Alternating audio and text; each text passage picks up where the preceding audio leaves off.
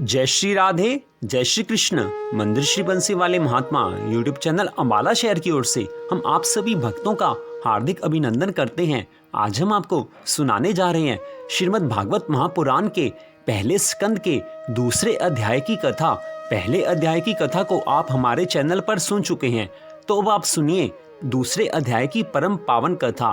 दूसरे अध्याय का नाम है भगवान की कथा और भगवान की भक्ति का महात्म्य। तो वह कथा इस प्रकार है। बोल श्री राधा कृष्ण भगवान की जय। बोल श्रीमद् भागवत महापुराण की जय। अब दूसरा अध्याय। वेद व्यास जी कहने लगे, शौनकादिक ऋषियों की यह अभिलाषा जानकर श्री सूत जी बहुत प्रसन्न हुए। तत्पश्चात उन्होंने सर्वप्रथम तो श्री सुखदेव जी के चरण कमलों का स्मरण किया, जिनके द्वारा उन्होंने श्रीमद् भागवत महापुराण की परम पावन कथा को सुना था। श्री सूत जी महाराज शौनकादिक 88,000 ऋषियों से कहने लगे, हे ऋषियों, अब मैं आपको श्रीमद् भागवत महापुराण की कथा सुनाता हूँ, जिसमें आनंद कंद भगवान श्री कृष्ण चंद्र जी की पवित्र लीलाओं का वर्णन हुआ है। आप लोग उस अमृत रूपी कथा को एकाग्रचित होकर श्रवण करें, क्योंकि एकाग्रचित होकर सुनी गई कथा का ही पूर्ण फल मिलता है।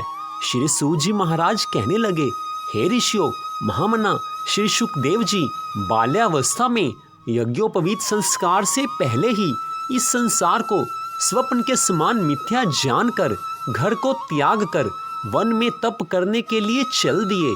जिस समय श्री सुखदेव जी के पिता श्री वेद व्यास जी ने अपने पुत्र का यह हाल देखा, तो वे उन्हें घर लौटाने के लिए उनके पीछे दौड़ पड़े और श्री सुखदेव जी को पुकार पुकार कर कहने लगे कि हे पुत्र, तुम हम लोगों को इस प्रकार छोड़कर कहाँ चले जा रहे हो? कुछ क्षण यहाँ ठहर कर हमारी बातें तो सुन लो।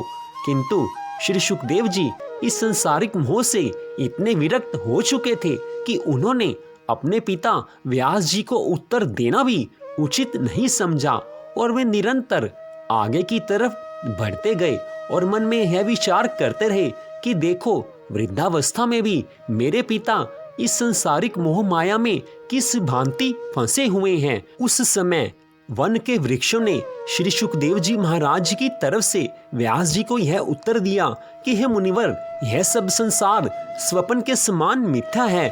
यहाँ कोई किसी का पुत्र तथा पिता नहीं है।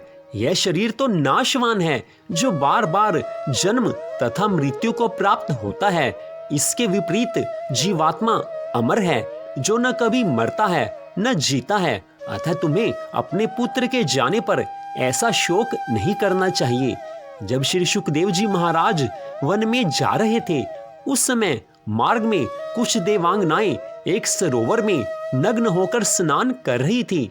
जिस समय श्री सुखदेव जी वहां होकर निकले, तो उन देव स्त्रियों ने उनसे कोई पर्दा नहीं किया, परंतु थोड़ी देर बाद उनके पीछे पीछे जब वृद्ध व्यास जी वहां पहुंचे, तो उन स्त्रियों ने अपने अंगों को कपड़ों से ढक लिया।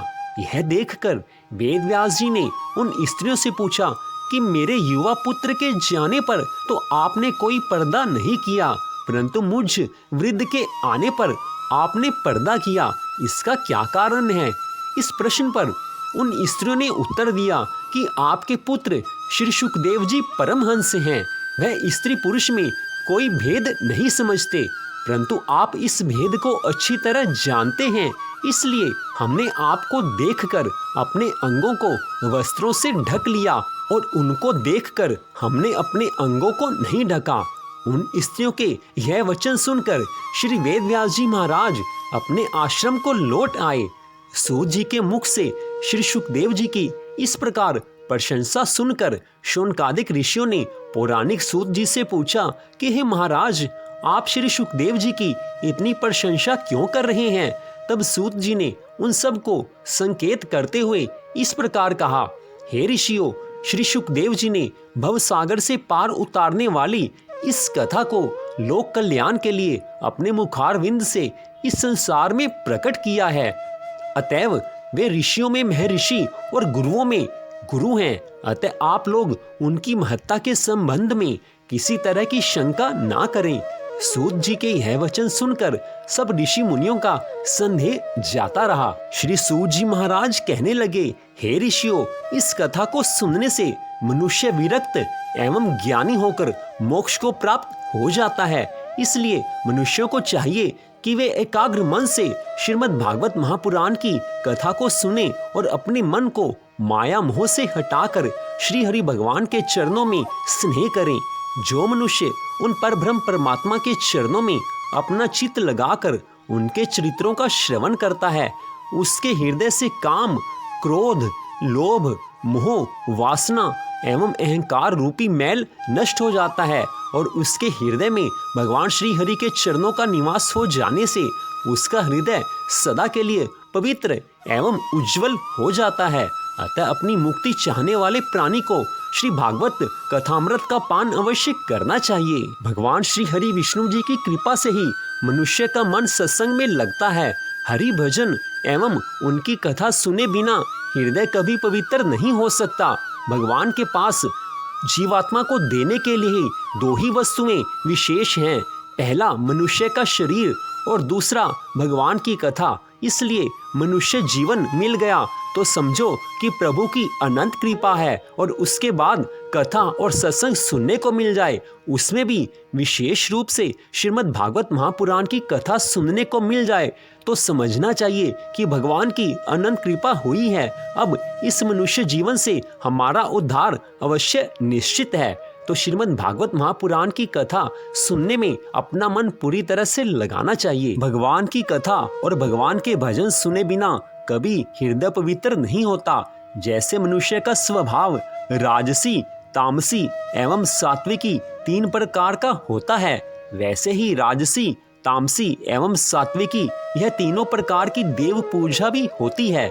शास्त्रों में तामसी को काष्ठ की, राजसी को धुएं की तथा सात्विकी को अग्नि की उपमा दी गई है।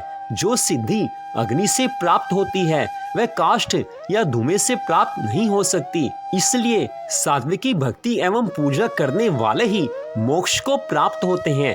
संसार में जितने धर्म, यज्ञ, तप तथा व्रत आदि हैं, वह सब जगत पिता परमात्मा के रूप में इस प्रकार लय हो जाते हैं जैसे बरसाती नदी नालों का जल बहकर समुद्र में समा जाता है। हे ऋषियों, मनुष्य अपना प्रेम पात्र हर क्षण बदलता रहता है, परंतु कहीं भी इसे संतोष और शांति नहीं मिलती है।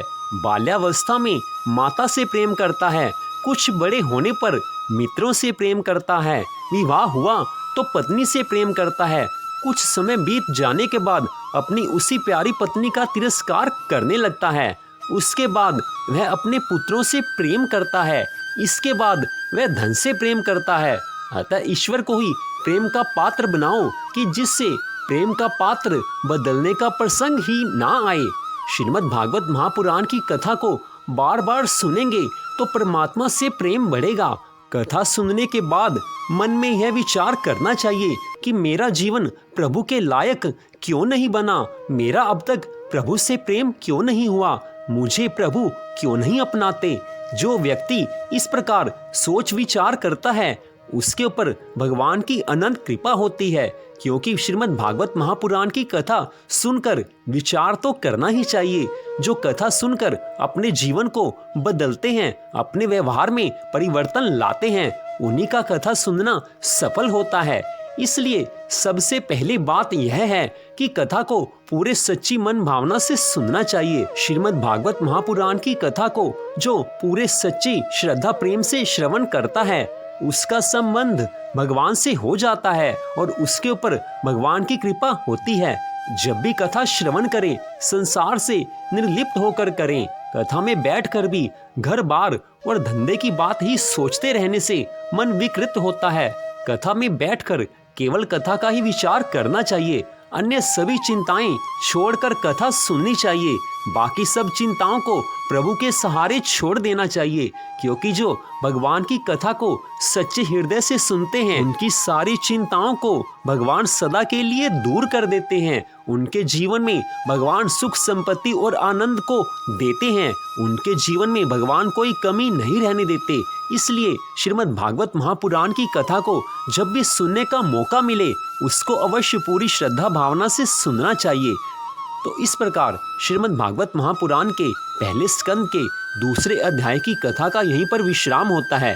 इस अध्याय में श्री सूत जी महाराज जी ने शौनकादिक 88,000 ऋषियों से श्रीमद् भागवत की कथा और भगवान की भक्ति की महिमा का वर्णन किया है। मंदिर श्री बंसी वाले महात्मा यूट्यूब चैनल अम्बाला शहर की ओर से आपने इस कथा को सुना, आप सबका हार्दिक धन्यवाद। भगवान श्री राधा कृष्ण जी की कृपा सदा आप सब पर बनी रहे, इसी मंगल कामना के साथ जय श्री राधा रानी सरकार की, जय श्री कृष्ण भगवान जी की, जय श्रीमद् भागवत महापुराण की, जय जय श्री राधे, जय जय श्री राधे, जय जय श्री राधे श्याम।